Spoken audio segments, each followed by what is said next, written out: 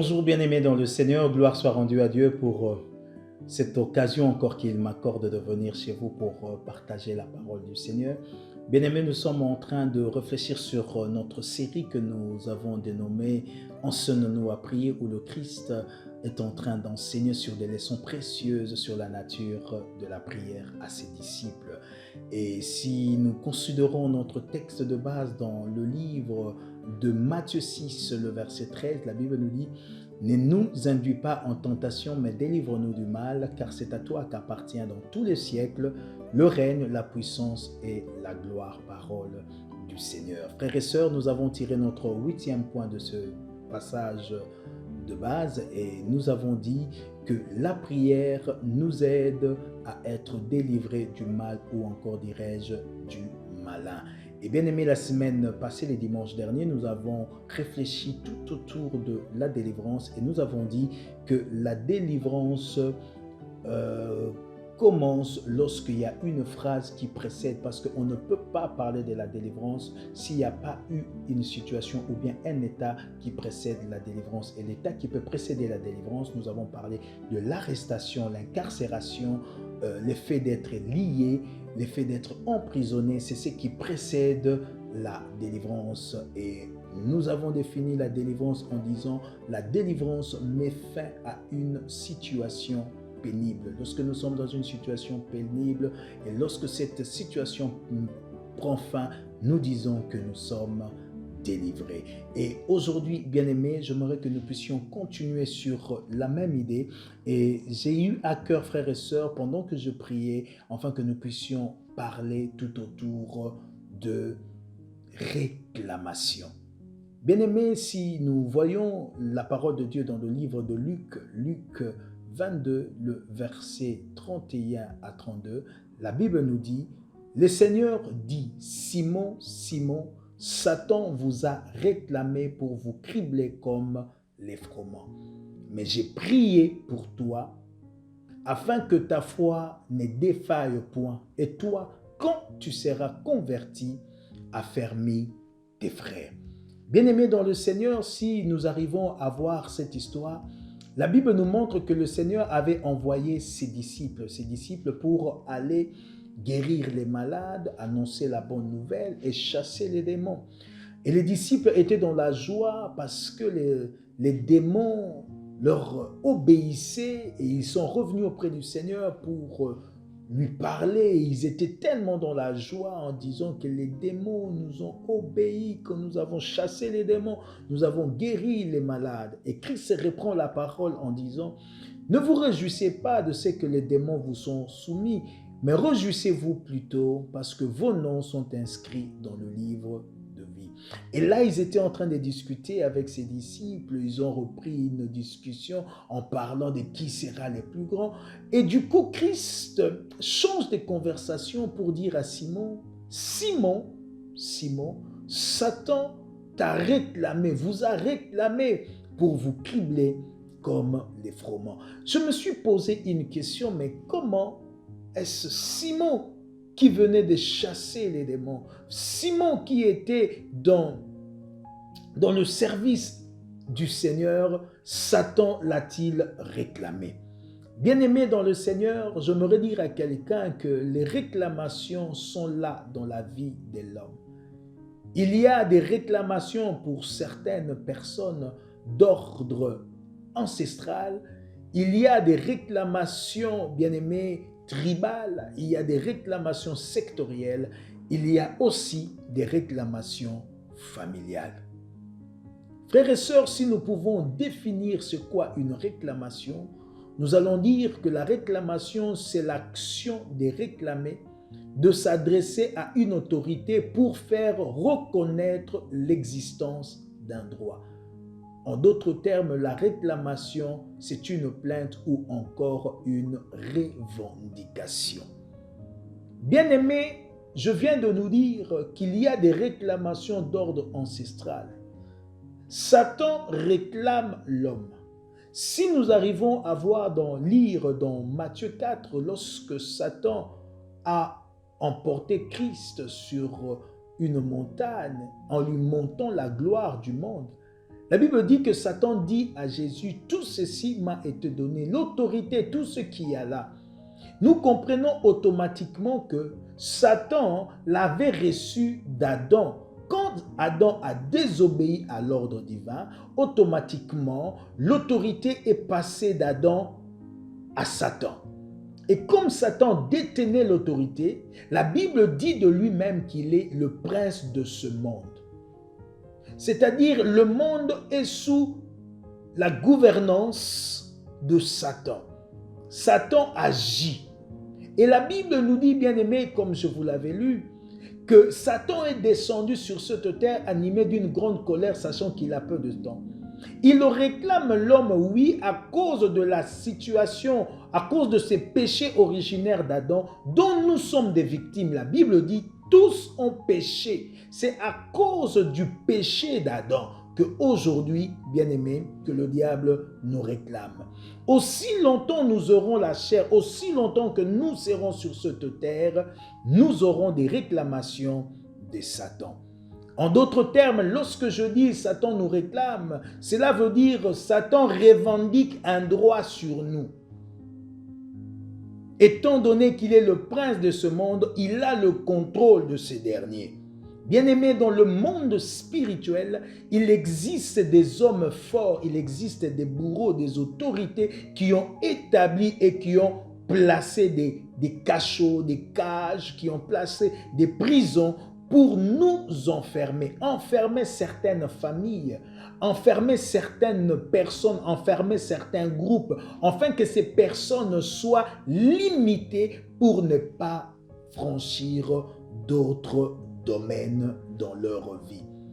Bien-aimés, si nous pouvons voir, comme je disais, qu'il y a des limitations, des réclamations dans la vie de certaines familles, vous remarquerez qu'il y a certaines familles bien-aimées dans le Seigneur, les gens ne peuvent pas travailler, et même s'ils peuvent travailler, ils ne décrochent que de travaux dérisoires.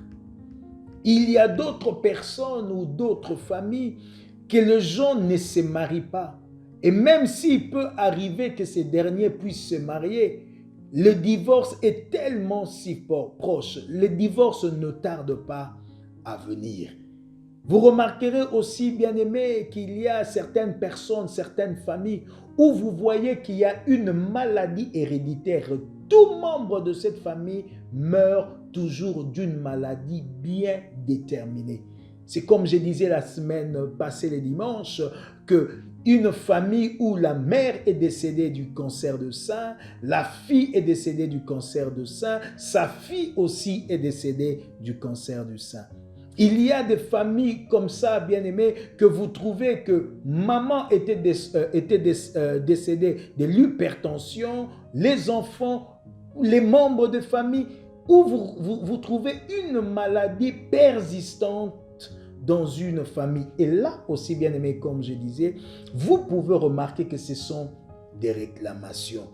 Vous remarquerez dans certaines familles où les gens ne peuvent pas être en mesure de se libérer de l'impudicité. Une famille où vous trouvez l'impudicité bat les records dans la famille. Une famille où vous trouvez que l'ivrognerie, l'alcool, toutes ces choses, bien aimées, bat un record absolu dans une telle famille. Et là, nous arrivons à comprendre, frères et sœurs dans le Seigneur, qu'il y a des réclamations au sein de cette famille. Bien-aimés, le monde de ténèbres a besoin des esclaves. Les démons aiment habiter dans un corps. Et pour habiter un corps, ils doivent le posséder.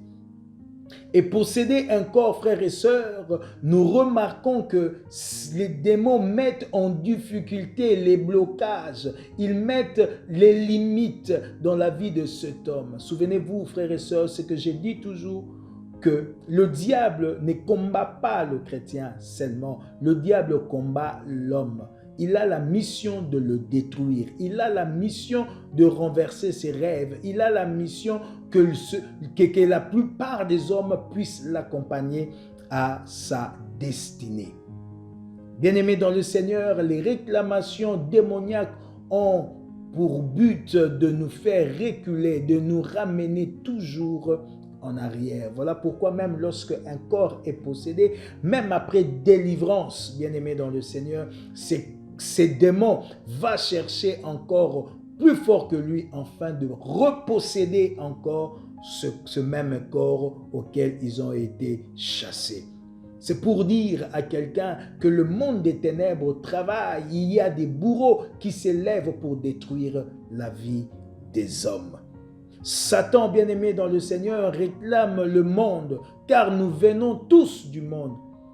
Il fait tout pour que tu retombes dans les choses que tu avais vomies, les choses que tu faisais hier, que tu avais décidé et que tu avais abandonné. Satan fait tout que nous puissions retourner à ces choses.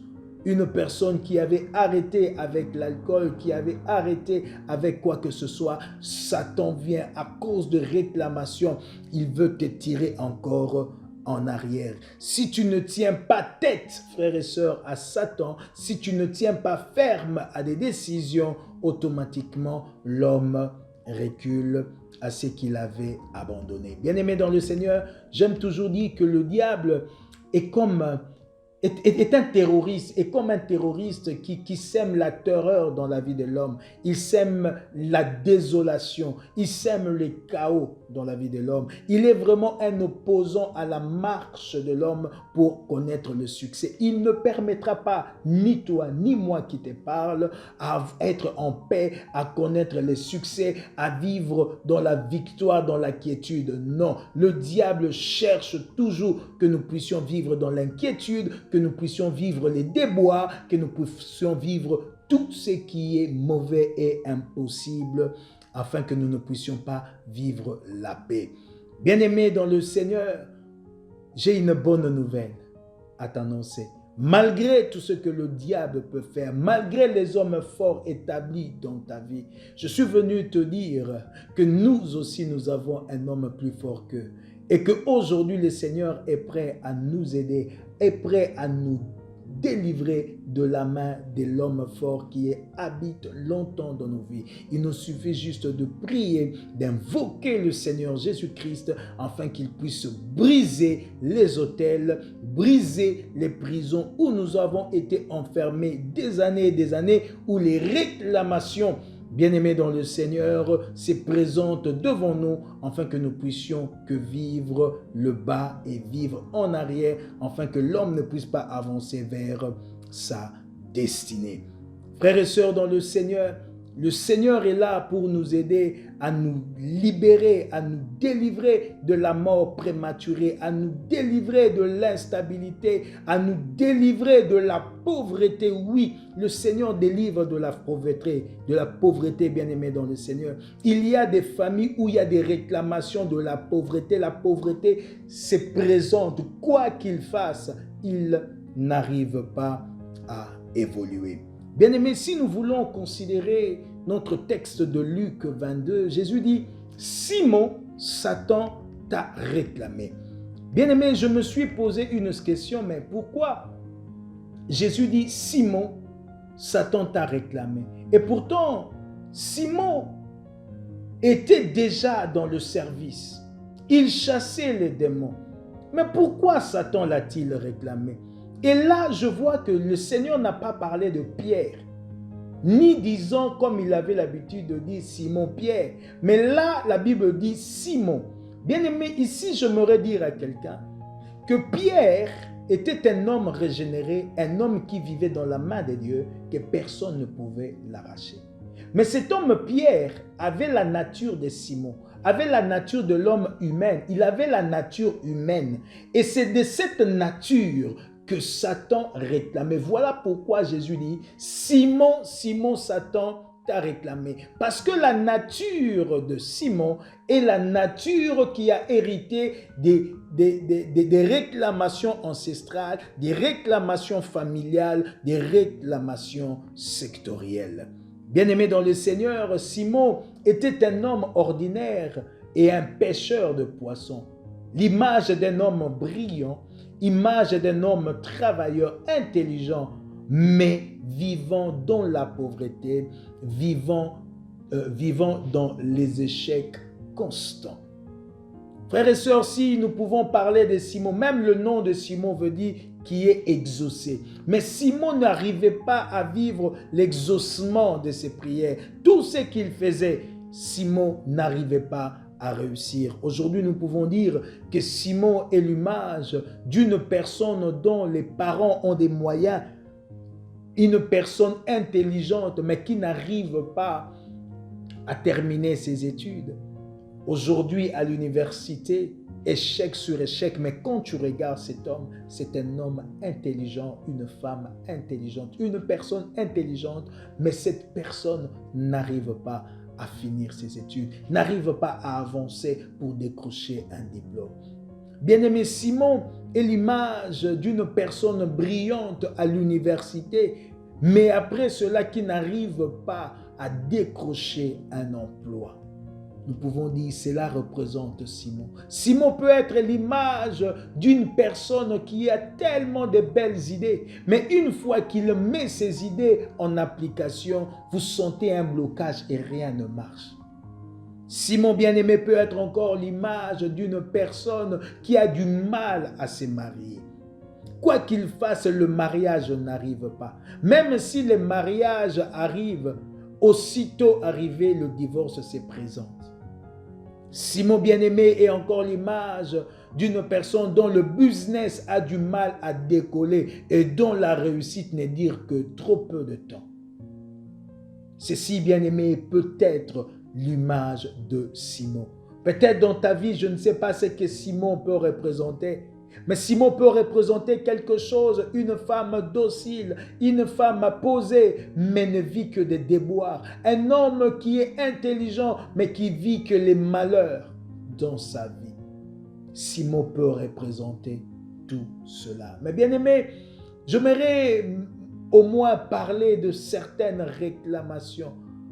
Des réclamations sous forme de piliers qui revendiquent nos vies. Des piliers qui rongent nos familles, des piliers qui rongent mon pays, les piliers qui rongent mon peuple, les piliers qui rongent aussi l'Église. Et que de fois nous n'arrivons pas à parler, mais ces piliers sont établis, des hôtels érigés, établis, que nous ne voyons pas comment s'en sortir. Des prisons préparées, des labyrinthes où nous sommes dedans, mais que nous voyons aucune issue de sortie.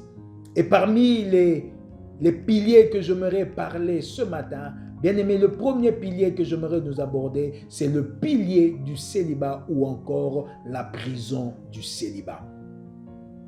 Frères et sœurs dans le Seigneur, si nous voulons remonter dans le livre de Genèse, la Bible dit, c'est pourquoi l'homme quittera son père et sa mère, s'attachera à sa femme et les deux deviendront une seule chair. Frères et sœurs, j'aimerais ici dire à quelqu'un que le mariage est une institution divine.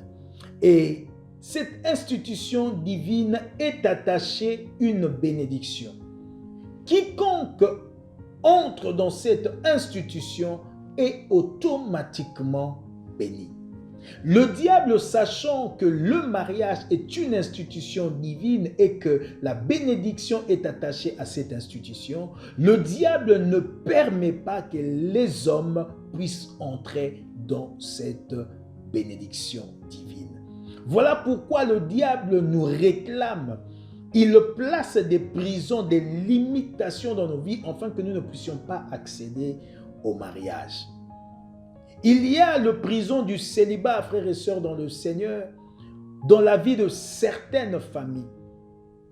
Cette prison, frères et sœurs, se trouve aussi dans certains lieux. Comme je vous ai dit, il y a des réclamations ancestrales, il existe aussi des réclamations sectorielles. Dans un secteur où vous retrouvez que le célibat a pris place, que les hommes ont du mal à se marier. Bien aimé, oui, nous le trouvons dans certaines sociétés, nous le trouvons aussi dans certaines églises. Bien aimé, dans une église où il y a beaucoup de célibataires, frères et sœurs, il faut prier pour briser le pilier du célibat de peur de connaître beaucoup de dégâts. Bien-aimés dans le Seigneur, le pilier du célibat pousse beaucoup des hommes à ce qu'on appelle la fornication. La fornication, c'est des relations sexuelles volontaires hors du cadre légal qu'on appelle le mariage. Les célibats bien-aimés dans le Seigneur poussent l'homme à vivre dans la fornication. Comment pouvons-nous imaginer qu'un homme, un frère, il a un travail, une maison, il a tout, mais incapable de se marier? À chaque fois qu'il commence une relation finit par être soldée dans quelques jours ou quelques mois. Comment pouvons-nous dire une femme qui a reçu de valeur, une femme belle, une femme qui a des valeurs et tout ce que vous voulez, mais qui n'arrive pas à se marier? Une femme qui change des partenaires comme si elle changeait des chaussettes. C'est pas parce qu'elle veut, mais c'est parce qu'elle est victime des réclamations. Le diable réclame enfin que cet homme ou cette femme puisse être dans le célibat, vivre dans la prison, vivre sous le pilier du célibat. Bien-aimés dans le Seigneur, le célibat a même poussé la plupart de nous, la plupart des gens, à vivre dans la fornication et trouver ça normal, à vivre dans la cohabitation en trouvant ça normal. Et même la société occidentale a voulu cacher cette fornication, cacher cette façon de faire en donnant même le nom du statut de cohabitant légal, c'est-à-dire vous vivez ensemble, vous commettez tout ce qu'il y a à faire, mais vous n'êtes pas mariés, mais c'est reconnu. Bien-aimés, dans le statut, on parle de mariés, on parle de divorcés, on parle de célibataires, des veufs, veuves ou encore divorcés. Mais aujourd'hui, lorsque vous regardez dans les statuts, on a aussi aujourd'hui le statut de cohabitant légal. Donc la société occidentale veut camoufler, veut nous faire voir que c'est normal. Mais bien aimés, laissez-moi vous dire, ceux qui vivent dans la fornication, la Bible dit, ils n'hériteront pas le royaume des cieux. Vous pouvez lire ça dans le livre d'Apocalypse 22, le verset 15. Bien-aimés, le célibat emmène toutes ces choses. Le célibat apporte l'impudicité.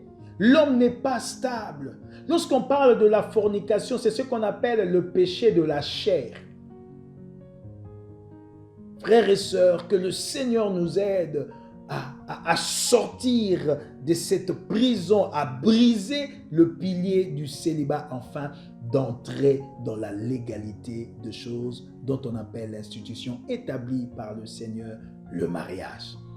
Bien-aimés, le célibat ne pousse pas seulement à la fornication, le célibat pousse aussi les hommes ou les femmes à la masturbation. La masturbation, bien-aimé, c'est se faire plaisir par ses propres organes sexuels. Bien-aimé, lorsque l'homme est dans la masturbation, frères et sœurs, laissez-moi vous dire que l'homme ouvre une grande porte aux démons. Il ouvre une porte aux maris de nuit, il ouvre une porte à des femmes de nuit. Et frères et sœurs, lorsque l'homme ouvre ses portes, oh bien-aimés dans le Seigneur, ces bourreaux, ces hommes forts spirituels influencent encore le célibat. Tu essaies de trouver une personne, tu trouves une sœur, mais au lieu de t'engager et de commencer une histoire, les hommes puissants, là, spirituels, viennent briser cette relation. Tu ne sais pas comprendre, tu es belle, tout ce que tu peux dire. Mais un homme à côté de toi te sent que tu ne sens pas bon. Tu as une odeur de la pourriture. Bien-aimé dans le Seigneur, La masturbation apporte toutes ces choses. Les démons sont là, les hommes de nuit, des femmes de nuit sont présents. Et ils ne te permettront pas d'accéder dans le mariage. Ils ne permettront pas que quelqu'un puisse marcher avec toi. Bien-aimé, lorsque l'homme commence à se satisfaire par lui-même, par la masturbation, à quoi bon il voudra se marier? Et l'homme prend le goût, l'homme s'habitue à ça. Il se sent d'ailleurs mieux dans ça. Voilà comment les démons entrent dans l'homme et lui fait dire que voilà, ce que tu fais est mieux. À quoi ça sert que tu puisses te marier? À quoi ça sert que tu puisses rester avec un homme ou une femme? Tu as déjà l'habitude de faire cela toi-même. Voilà pourquoi, bien-aimé, Apocalypse 22, comme je l'avais dit, 15 dit, dans la version Martin, la Bible dit, mais les chiens, les empoisonneurs, les fornicateurs, les meurtriers, les idolâtres, et quiconque aime et commet fausseté seront dehors. Et dans sa version Darby, la Bible déclare, dehors sont les chiens et les magiciens et les fornicateurs et les meurtriers et les idolâtres et quiconque aime et fait le mensonge. Bien-aimés, ces piliers nous poussent à la masturbation, ces piliers nous poussent à tout ce qui est du débauche, ces piliers nous poussent au mal et nous poussent à ce que nous ne puissions pas nous concentrer à vivre exactement ce que le Seigneur attend de nous. Et bien aimé, le deuxième pilier que j'aimerais parler, c'est le pilier ou encore la prison du divorce. Frères et sœurs dans le Seigneur, cette prison réclame tous ceux qui sont mariés afin de se détacher de cet engagement solennel, cet engagement que nous avons pris devant le Seigneur, cet engagement que nous avons pris devant la famille. Cette prison nous pousse à nous détacher. Bien-aimés, vous savez, cette prison, ce pilier de divorce, pousse l'homme aussitôt même marié, même après 10 ans, 15 ans, 20 ans, 30 ans même de mariage, tu entends les hommes ou les partenaires commencer à chercher à se séparer. Et bien aimé, lorsque l'homme commence à chercher à se séparer, l'homme trouve toutes les raisons du monde, tout le moyen possible pour que la raison soit en sa faveur. Tu entendras les hommes commencer à dire « elle ne s'occupe pas de moi, elle ne fait rien pour moi, elle ne prépare pas pour moi, c'est une femme impolie ». Lorsque seulement vous commencez à entendre que l'homme commence à dire « il est impoli, il fait ceci, il me manque du respect », c'est que l'homme a déjà cette influence, cet esprit en lui qui lui pousse au divorce. Frères et sœurs, ce que j'aime toujours dire et je le redirai, l'homme n'est qu'une victime des systèmes établis, une victime des réclamations. Bien-aimé, tu trouveras à un moment donné, la femme commence à donner des raisons. Il ne sort même pas avec moi, il ne m'amène même pas au restaurant.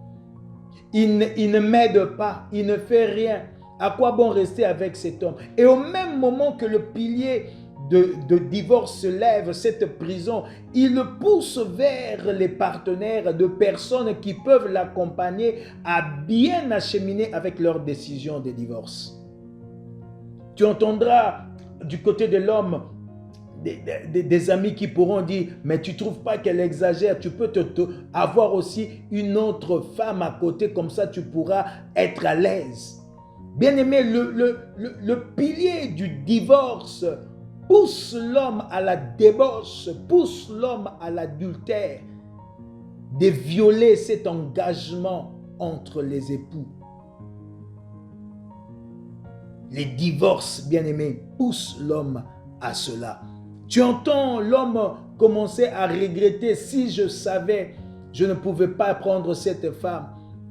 Si je savais, je ne pouvais pas. Elle ne s'est même pas préparée. » Lorsque, bien aimé, tu commences à voir que tu commences à exprimer, à exposer ton partenaire, Lorsque tu vois que tu commences à exposer ta femme, à commencer à exposer ton mari, dis-toi que le pilier des divorces s'est érigé dans votre foyer. Bien-aimé, il faut le briser au nom de Jésus-Christ. Lorsque tu trouves que l'homme commence à exposer sa femme au lieu de la protéger, bien-aimé, dis-toi que les réclamations de divorce de cette prison s'élèvent dans ta vie. Quand tu entends l'homme commencer à dire, ou la femme, il ne me satisfait pas, elle ne fait rien pour moi, j'ai commis une erreur, j'étais pressé de me marier. Après 15 ans, 10 ans, c'est alors que tu dis que tu étais pressé de te marier. Bien-aimé, dis-toi qu'il y a quelque chose.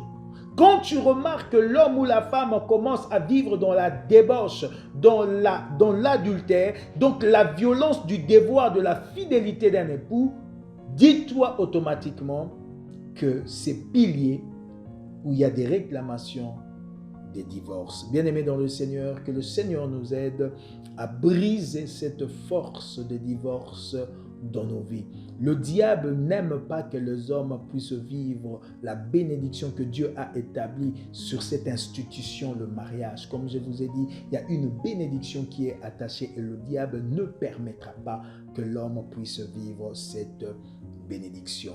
Voilà pourquoi, bien-aimé, pour toi qui es marié, pour moi qui suis marié, la Bible ne nous recommande pas de divorcer.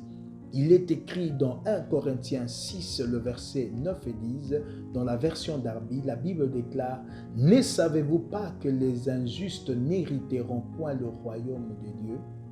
Ne vous y trompez pas, ni les fornicateurs, c'est-à-dire ceux qui sont célibataires et qui vivent des relations sexuelles volontaires hors du mariage, ni les idolâtres, ni les adultères, c'est-à-dire ceux qui violent directement au devoir de fidélité entre époux, n'hériteront pas le royaume de Dieu. La Bible est claire là-dessus. Bien-aimé, voilà pourquoi lorsque tu sens et tu te reconnais que tu as été dehors, que tu as brisé ton couple, que tu vis dans la fornication, dis-toi automatiquement que le pilier du célibat et les piliers de divorce sont là. Ces réclamations ne veulent pas que tu puisses dépasser le célibat pour entrer dans le mariage. Et quand tu vois le mariage commencer à battre en l'air chaque jour, dis-toi que ce pilier de divorce s'est élevé, que nous devons prier. Christ a dit, délivre-nous du mal. Brise le pilier de divorce. Brise le pilier du célibat dans notre vie. J'aimerais prier avec toi. Seigneur notre Dieu, Seigneur notre Roi, nous avons compris ta parole en ce jour. Seigneur, je viens prier pour mon frère, je viens prier pour ma soeur.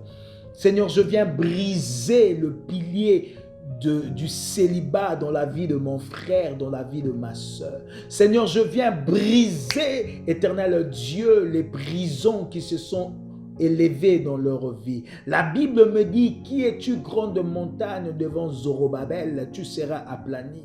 Seigneur éternel, peu importe l'autel des divorces érigés dans la vie de mon frère et de ma soeur, je viens briser ces piliers dans le nom de Jésus. Que les célibats tombent au nom de Jésus. Les célibats qui a emmené la fornication, je viens détruire ces forces. Je viens briser ce pilier dans le nom de Jésus. C'est célibat, c'est cette prison de célibat qui a ouvert la porte à la masturbation, qui a ouvert la porte à des hommes de nuit, à des femmes de nuit. Je viens briser cela dans le nom de Jésus. Je viens renverser ces piliers dans le nom de Jésus. Le pilier du divorce qui a emmené la débauche, l'adultère dans la vie de mon frère, dans la vie de ma soeur. Je viens briser sa force.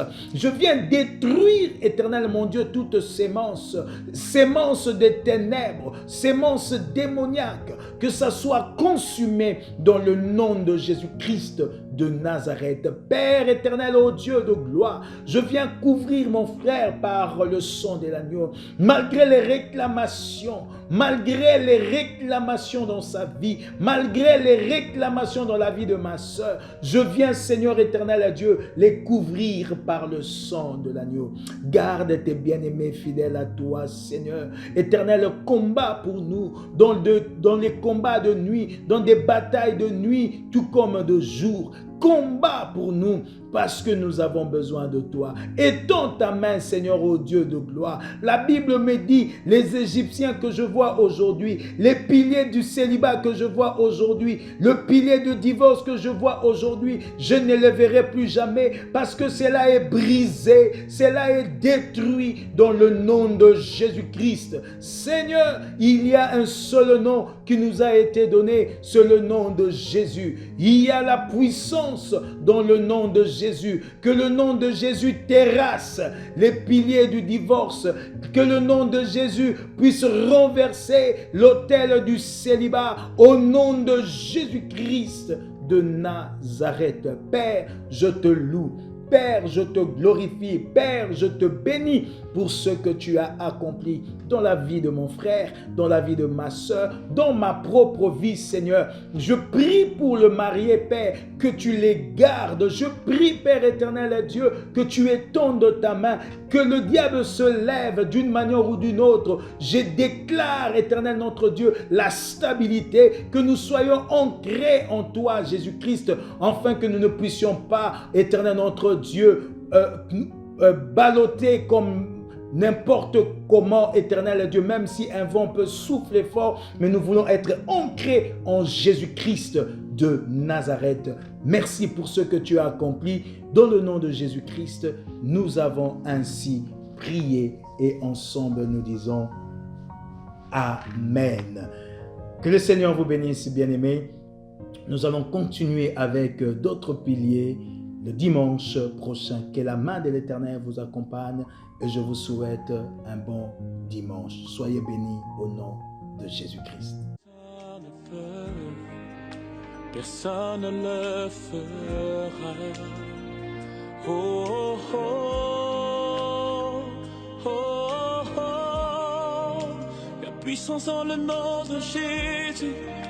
La puissance en le nom de Yahvé. Oh, oh, oh, oh, oh. La puissance dans le nom de Jésus.